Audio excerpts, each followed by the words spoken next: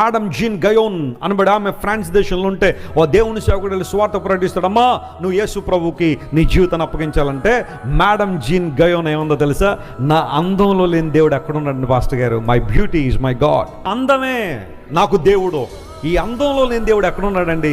ప్రపంచం నా వెనకాల పరిగెడుతుందండి పాస్టర్ గారు అన్నాడు.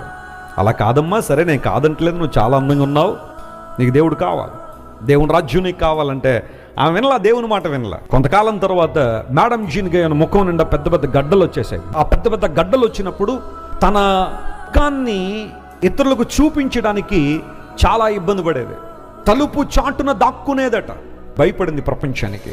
ఆ సందర్భంలో తన జీవితాన్ని ప్రభువుకు అప్పగించింది. ప్రభు ఆమెను కనికరించాడు, స్వస్థపరిచాడు. మేడం జీన్ గయోన్ తన జీవితాన్ని ప్రభువుకు అప్పగించి సంపూర్ణంగా తన జీవితాన్ని యేసుకి అప్పగించిన తర్వాత ఫ్రాన్స్ దేశంలో చాలా బలమైన సేవకురాలుగా దేవుడు ఆమెను వాడుకున్నాడు. స్తోత్రం చెప్పండి, హల్లెలూయా.